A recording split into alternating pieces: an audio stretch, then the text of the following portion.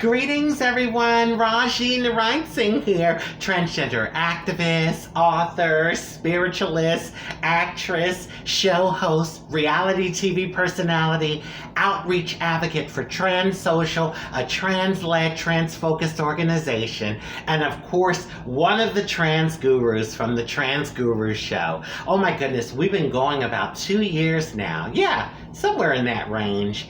And if you haven't seen the Trans Guru shows, check us out. We're on Facebook, Trans Gurus. I sit on the panel with 3 other very dynamic transgender women.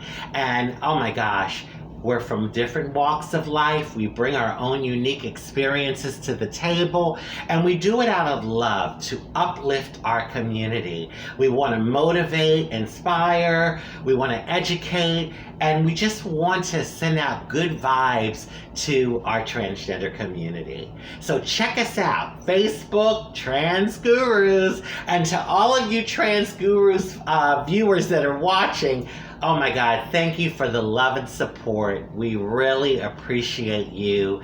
And, we appreciate you tuning in all the time to hear what we have to share.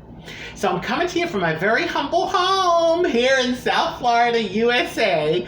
And today I want to ask my transgender viewers right now, are you willing to think big with me for a moment?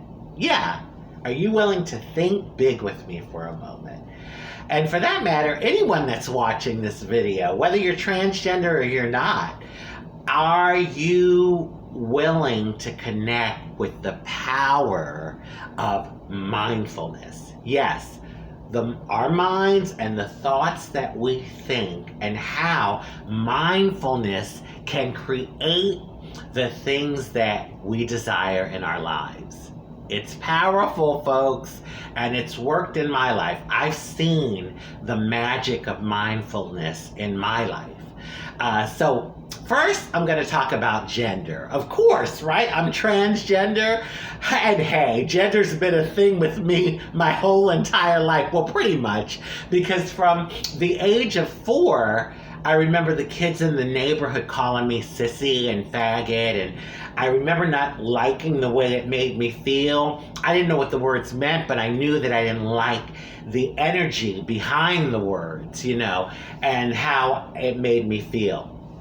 So pretty much from the beginning, I've been dealing with it. And doesn't matter what society you are in the world, every society has their quote-unquote gender rules. The way a man is supposed to act in that society.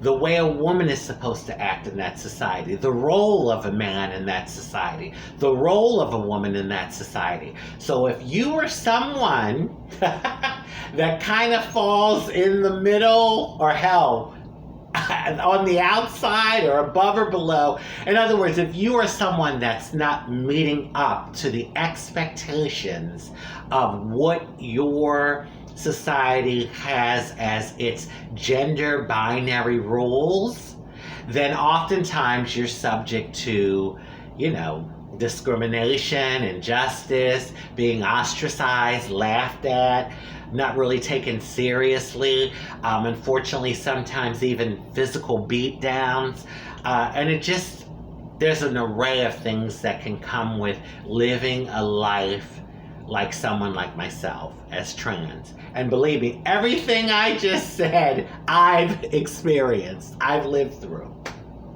So I'm not only just talking about transgender people. You can be gender nonconforming, non-binary. You could be a cisgendered heterosexual male that happens to be feminine. You have feminine tendencies. You can be a cisgendered heterosexual female that happens to have masculine tendencies. So it's just, the bottom line is, you're not meeting up to the way people say you should be acting because of what gender you were assigned at birth, okay? And like I said, I've experienced pretty much all of what I said, and I know how much of a challenge it can be to want to live your authentic truth against all of the different obstacles and like the naysayers, and it's not only, you know, necessarily family, but it could be family, friends, society around you. All right. Now, there was a time when I went out into society and I was pretty ostracized, laughed at, you know, not taken serious. I dealt with discrimination. I've even had some physical beatdowns. Just almost like being a pariah, you know, being like scorned and like the pariah. And then it turned around.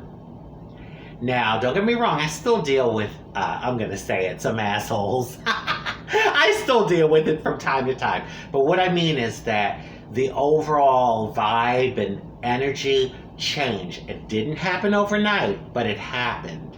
And when I think about it in retrospect, it's amazing how I went from being a pariah, you know, looked at like to describe it in another way, like a sideshow circus freak, to being celebrated and praised and, you know, getting accolades from people.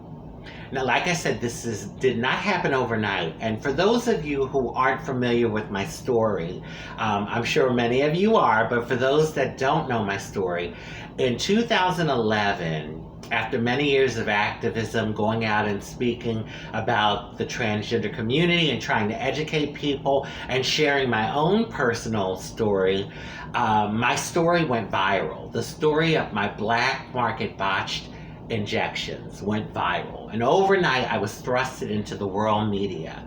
I literally have been featured on about 35 different TV shows worldwide. I've even been on reality TV, the reality show Botched on the E! Network. Shout out to Botch! 3 seasons. And so what happened with me is that people were able to see me beyond all of this. They were able to connect with my spirit and my content of character and the person that I really am. And so it changed. Like when I go out now, a lot of times I'm greeted with accolades and, you know, love and respect. And so, like I said, it didn't happen overnight, but the fact is it happened. And let me tell you, this didn't just happen because it just happened. A lot of it is because of my thoughts. The desires I had and the thoughts that I put out into the universe that then eventually manifested this stuff. And let me tell you, it was hard doing it, dealing with all of, like, you know, the discrimination and everything that I was going through. But I saw the power of mindfulness, because I saw that it, over time, with faith and focus, it happened. And when you think about it, our minds are powerful and amazing and creates. It creates. I can't say that even enough. And to break it down more for you, every single thing that exists on the planet started in a thought.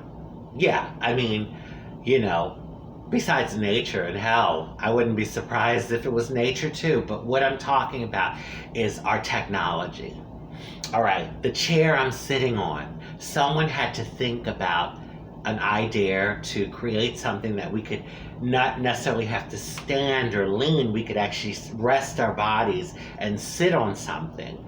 The houses that we live in, the refrigerator, the stove, the air conditioner, our computers, the camera that I'm using right now to do this video, airplanes, spaceships, I mean, the internet, all of it started in a thought, an idea. Yes, do you hear my Philly accent? Idea. And through faith and focus and action, yes, it came to manifestation. And that's the power of mindfulness. So this is where you all come in. What if you could create the life for yourself as a transgender person in the world, or for that matter, whatever you are in the world, the life for yourself. If you could create the life that you wanted and how you wanted people to receive you, you know, to look at you and view you, in the sense of like judgment, like how you would want them to judge you, and judge you, like, is it going to be in a good way? Of course, I'm sure it is. But what do you see for yourself? Like, if you could have it the way you want it, what would your optimal experience be? Now, listen, there's cultures, and I'm getting back to the trans thing, that, you know, the history of the stories in history have said that, you know, at one time trans people were, you know, revered, almost looked on as holy. The Native American culture is an example of that, where in their history it's said that we trans people were like the shamans, the holy people on the tribes. Right now in the world, there's cultures where being trans, I guess, is a little more acceptable, like Thailand or Fiji, the Fahafafinas in Fiji, or some parts of India. And you know, I'm sure if you really connect with the people, the trans people in the culture, they probably still say, well, there's some discrimination that they deal with or issues that they have. But what I'm trying to say is that if you could have your life the way you wanted it, how would you see life for yourself as a trans person? Or for that matter, whatever you are. Because I don't want to make this all about trans, because mindfulness is for everyone to be able to use. And like I said, you can use it in a way that is empowering for yourself, that gives you the things that you desire, or you can use it in a way that doesn't really benefit you, and actually you attract the things that you don't really like or want. Oh yeah, it works either way. But today I want to talk about the magic of mindfulness and creating things, and how you can create the things that you want. So I want to know, what vision would you see? Like, if it could be the most optimal way for you. Now, I know some of you would probably just want to have like a regular life, like nothing over the top, like just be able to be accepted and respected as a fellow human being. But then maybe there's some that want to even think bigger, or like have it more elaborate. Like, for instance, me. Well, hey, look at me. Do you think I just want a plain, regular old life? No, honey, it hasn't been that way up to now. So I only could see myself taking it to, like, you know, the 100th or the 1000th degree. But when I think about like an optimal life as far as a trans person and my vision for that, I would definitely love to see us revered, like looked on as special, and looked on as like having a gift, because the reality is we are special people, and we do have a gift. We have that duality thing going, which, it's all relative and all perspective to how people perceive something and look at something. And so, you can look at it as like, oh, that's disgusting. Or you could look at it like, wow, these people have the duality of male and female in one. And how special is that? So yeah, my vision would be that people would be able to really connect with that and honor it and look at it as a special divine thing, and even give us our accolades for it, and receive us and not just tolerate us, because tolerate is like a nice start. Tolerance, that's like a start. But I mean, think about the word tolerance in the English language. When you use the word tolerate or tolerance, you're usually thinking about or talking about something that like is irritating you, or it's something that you really don't like or you're not really comfortable with, but you're dealing with it. Give you an example. Oh, I have this horrible back pain, but the medication the doctor gave me is helping me to tolerate the pain. So like, come on, trans people, we don't just want to be tolerated, we want to be loved, respected, honored, for our gifts, and just embraced. And so my vision would be to see that done in like almost like a holy divine way. Well, hey, I can't help it. I got a little taste of that from fans that I've run into out in public, and I swear it feels so good. But like I said, we can use mindfulness and the power of thought for our benefit, like in an empowering type of way, or we'll use it in a way that doesn't really benefit us and isn't empowering. And so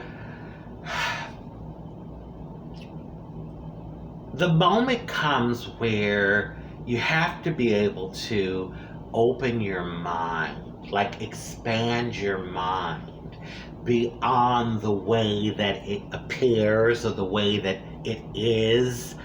And so, oh, excuse me, I'm getting a little parched.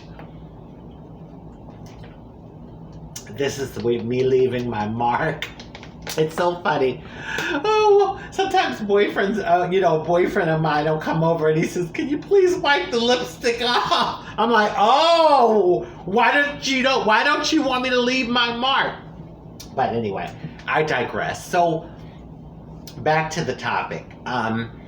So like, do we accept the way it is and just not really do anything about it, or are we able to like think out of the box and like really, despite people might be like laughing at you or judging you or whatever it might be, but you're still able to look beyond that and know that you're divine, like you're here for a divine purpose, you have a gift, and you're beautiful. And so I did that. Even when I was like being ostracized a lot and I was like the pariah, I still held on to that in my mind and putting my thoughts out there into the universe. And so a lot of those things manifested. Now, the magic is that it didn't manifest necessarily the way I thought it would, but it manifested. So that's the magic that happens once you put your desires out there and you let it go. God, universe takes care of the rest. The powers that be, the higher power, God, Allah, Krishna, Buddha, whatever you call the Holy Spirit, whatever you call the higher power, the power that be, or the magic of the universe. That's what happens. It happens and manifests in ways that you least expect it. So I want to encourage all my transgender family, and also anyone else, whether you're trans or not, that might be watching, to use mindfulness, because it's not only, gender. Mindfulness works, and you can have the things you desire in all areas of your life. Your home life, the type of home that you live in, your career, the relationship that you have in your life. It is something that you can use for everything. So on that note, I want to remind everyone to like, subscribe, follow, share, and especially comment, because I want to hear from you all. I want to hear what your vision is. And there's no right or wrong. Whatever you desire is perfect for you. And so I guess I'll just wish everyone love, happiness, peace, good health, prosperity, and many wonderful blessings. Bye. Oh, and attracting wonderful, delicious, fabulous, positive things into your life.